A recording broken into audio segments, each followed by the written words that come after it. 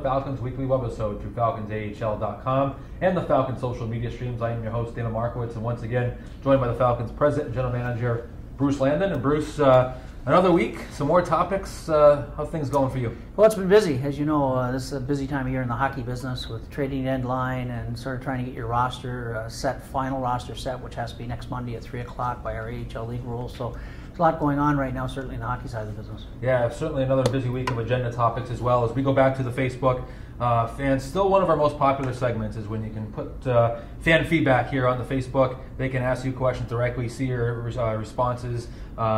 No practice or anything, you're getting them as I read them here. People seem to love it, and we'll keep doing it. But before we get into the agenda, I want to thank DK's Hockey and Lacrosse down there, Enfield Twin Rinks in Enfield, Connecticut, One Prior Road, for making these webisodes possible. And we'll be going on the road, hopefully next week, to DK's Hockey and Lacrosse and do one of these webisodes live from their shop down there at the Enfield Twin Rinks. Appreciate everything they do for us. And Bruce, just real quick before we get into the agenda, just a quick recap here. About to hit one of our longer road trips of the year down to Norfolk, Virginia, up to Hershey, Pennsylvania on the way back. 3 tough games. The team's on a 3-game winning streak, 2 points out of a playoff spot as we get into March 1st. We're in the hunt. We're in the hunt, and thanks to a great weekend and good goaltending, and really just not just goaltending, solid performances all around by the entire team, and great job by the coaching staff. We got ourselves into the mix, and that's what we wanted to do. So it took a good weekend to do that, and now we sort of have to keep that momentum going. And it's not going to come easy, as you said, Damon, with a very strong, tough weekend, a lot of travel. But, you know, our guys have played well on the road this year. Being on the road shouldn't scare us. And we're going into a building with a team that is very, very strong right now in Norfolk. I think they've won 9 or 10 in a row. They're on a bit of a roll.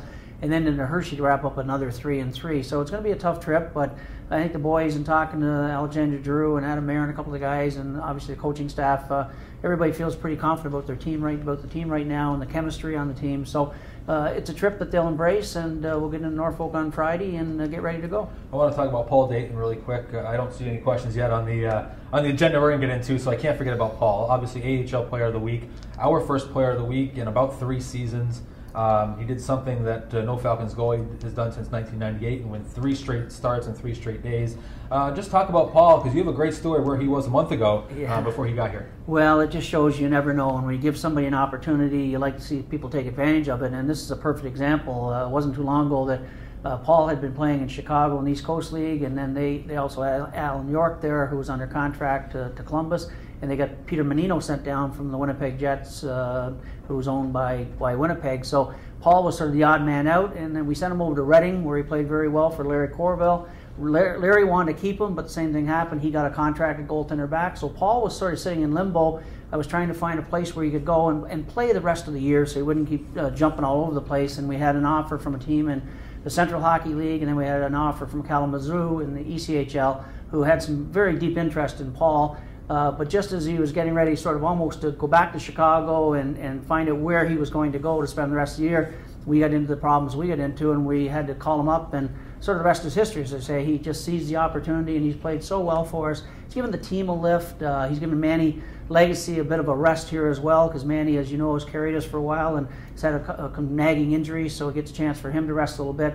So Paul steps in, grabs the golden ring, as they say, and has really taken this team on his back. And it's sort of reminiscent, a little look back at Binghamton last year, Dave, if you recall. If I'm not mistaken, they got on the back of Barry Brust, who they carried for a while, who carried them for a while till they get into the playoffs, and then Robin Lanier then took it over from there. So, you know, Paul's a very capable goaltender, extremely competitive, and he's going to be honored by the American Hockey League with a presentation coming up. I would assume it's our next home game, March 10th, and be a great opportunity for any of the UMass former teammates or friends or students up at UMass to come down and see Paul that night and see him being honored by the American Hockey League for a great accomplishment. Sure. Damon Markowitz along with Bruce Landon, another weekly webisode through FalconsAHL.com and the Falcons social media streams, the official Facebook, official Twitter. Check those out, updated all the time. And don't forget about DK's Hockey and Lacrosse, One Prior Road down at the Enfield Twin Rinks in Enfield, Connecticut. Appreciate all they do to make these webisodes possible. And let's get into the agenda here, Bruce. You haven't seen any of these questions, so I'll just throw them at you, and of course we get that natural reaction. But Tony Basile has the first question. Just wondering why you guys got rid of the shooting target game and replaced it with Super Deeger. Well, that's a good question. Everything gets a little bit old sometimes, and one of the things we had with the shooting target game was, if you recall, Damon, was the noise. It was very loud, and it bothered some of the fans that sit down at that end of the arena. Super Deker was something new, came on the market a few years ago. It was invented by a fellow right over in Agawam here. It's in several NHL rinks now. It's in several AHL rinks. And it was something we thought would be just a little more fun for the young kids and for the adults. And if you haven't tried it, you should try it, because it just shows you how tough it is to stick handle over the lights, and you can compete against a friend of yours to see who can get the best score, or you can go individually. So it was something new, something exciting, and we're always looking to change things around, and this is something that we started a couple of years ago, and I think by the results we're seeing, the young kids still like it, and but primarily it was just to change things up, which we like to do once in a while. I think the shooting game had some smoke coming out of it. Had some smoke. I forgot about that. We had a wiring problem. Had some smoke. We almost burned the building down one night. But so there's always little issues behind the scenes people don't know about. But with Super Deker, we've had a couple issues with that as well. But for the most part, because the company's right over here in Agawam, we've been able to get them over quickly to fix it. Absolutely. Next question here from Tim Moskal. Appreciate it, Tim. Always on the Facebook, as is Tony. A lot of these questions coming from people that support us very, very well. Regarding Falcons games on TV, obviously he sees the Connecticut Whale a few times on TV here in our marketplace. Any chance of the Falcons getting back on a TV game? Well, you never say never. I've said that before. I've had preliminary discussions actually a year ago with John Hesline over at TV3 about the possibility of a select maybe game a month doing something. I'm not a big believer in doing tape delayed games. That was one of the suggestions. I don't believe it has any interest. Today, with today's technology, with Facebook and with Twitter and with all the social media and websites and that, really, how many people are going to sit around and wait to see the game if they missed it? So, I'm not a big believer on tape delays. Number one. Number two is I think we're trying to build our home base here, and maybe old time thinking, but we like to see fans come down and see the product live. It doesn't mean we won't consider it. John and I had an open discussion. John Hesline at TV3, the general manager who works so closely with us and has been a great station in promoting our product. So that's something certainly we can discuss going down the road. Every market does it a little bit differently. As you know, Damon, some teams televise a handful of games, some do none whatsoever. Some teams are even getting away from broadcasting the games now and are driving people to the computer to listen to the games on the computer. Sure. Damon Markowitz along with Bruce Landon, another weekly webisode presented by DK's Hockey and Lacrosse down at the Enfield Twin Rinks in Enfield, Connecticut. We'll continue on with the questions here through our Facebook page, and this one coming from Sean Randall, and Sean saying, being only a few points out of a playoff spot, do you see any major changes coming or pplayers possibly on the radar for PTOs? I think Sean may be thinking this time of year you usually see some college kids come in. Well, right now we've got a lot of players here. We've got Cody Bass, his suspension is over and he's raring to go, and Drazenovich isn't far away, so we've got, I believe, by my count, maybe 15 forwards here right now once everybody's healthy, and about 8 defensemen and a couple goaltenders, maybe one more to add to the mix here soon. But we did pick up a player, as you know, just recently, as of yesterday, in a trade we made with Chicago Wolves, picking up Nathan Longpre, who's a versatile forward. He's a 6'1", 195-pound center, left-hand shot. Certainly is a good young man, character guy, and a pretty decent hockey player. So he's flying in late this afternoon.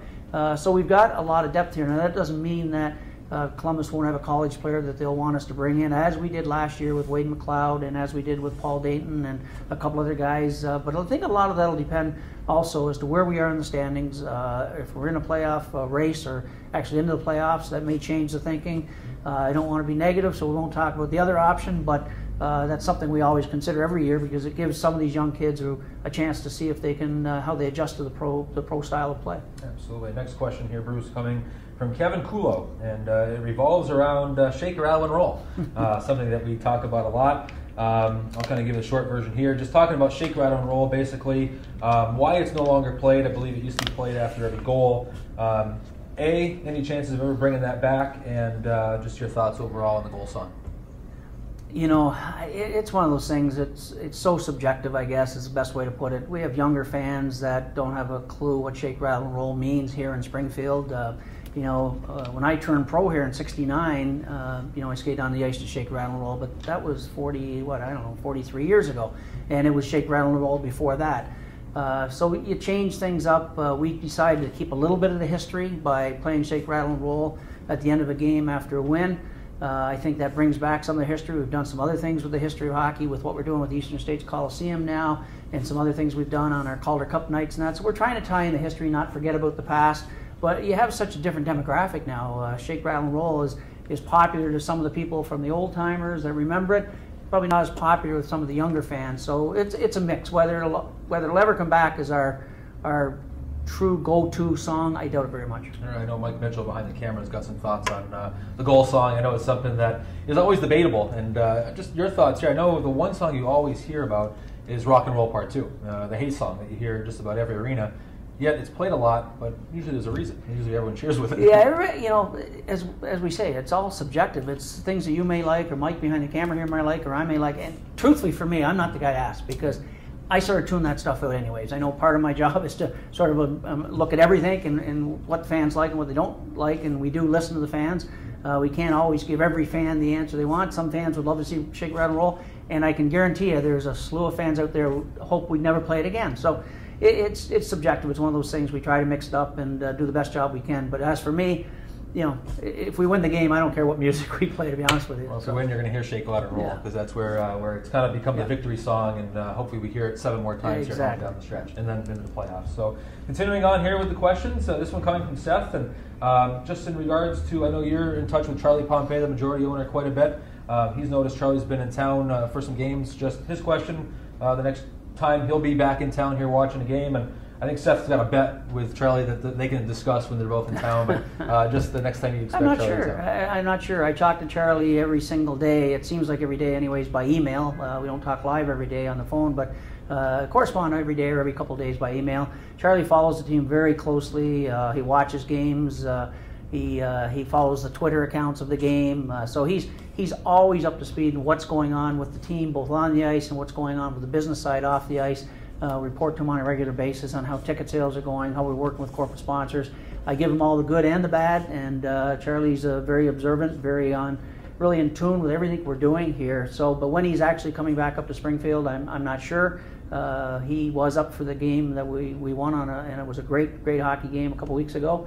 And he enjoys the wins like we all do, and suffers through the losses like we all do. So he's become a good fan, a tremendous owner and partner, and we hope he'll be up again before the season's over, but really I don't know his schedule. Sure, absolutely. Continuing on with the questions here, this coming from Lance Koski. Lance, good season ticket holder there for us, wants to know what are you looking at right now to keep this team on track for the remainder of the season and staying in a playoff spot? Well, it's interesting. A lot of things go into the mix at this time of year. One, we need to stay healthy. That's number one. Number two, Columbus has to stay healthy, because even though we've gone through the NHL trade deadline, they still have the right to call up players under emergency conditions, or they're also entitled to one more free recall, which gets a little complicated. We can get into that another time. But we hope Columbus has to stay healthy. We have to stay healthy. We have to get good goaltending. You know, there's no secret. You look at any team that's successful, whether it's in the National Hockey League or our league, you know, it's all about good goaltending, playing strong defense. And I think chemistry is very important. I like our guys. I've said that from day one. I mean, we've had a lot of changes. I don't know how many players we've gone through now. It's way too many just due to all the injuries. But we've got good chemistry in the room. We have great leadership in our captain, Dane Byers, and getting Adam Muir back in the lineup is key, and other guys. And bringing Greg Amadio is just, to me, has been a big difference in his presence on defense, his passion for the game, his desire, his toughness, his grit, his in the locker room. Everything I hear about him is just fantastic. So we've got, I think, really good chemistry in the room. A lot of things have to fall into place. With only 8 teams making it, you know, a lot of teams scrambling for the final couple positions, and you know, I'm not writing off first place yet either. I mean, what the heck? You know, let's keep pushing for that. That's our ultimate goal. So it's going to take a lot of things to come together, but for me, more than anything else, it's just good playing to the system, good team chemistry, and getting hot goaltending. Sure. Anytime you can acquire a guy who blocks a shot with his face, and Greg Amadio, that's not a bad trade-off. It's a great acquisition by Columbus to make that deal to get us Greg at a perfect time for us, and we've got him locked up under contract for next year as well. So that's really refreshing.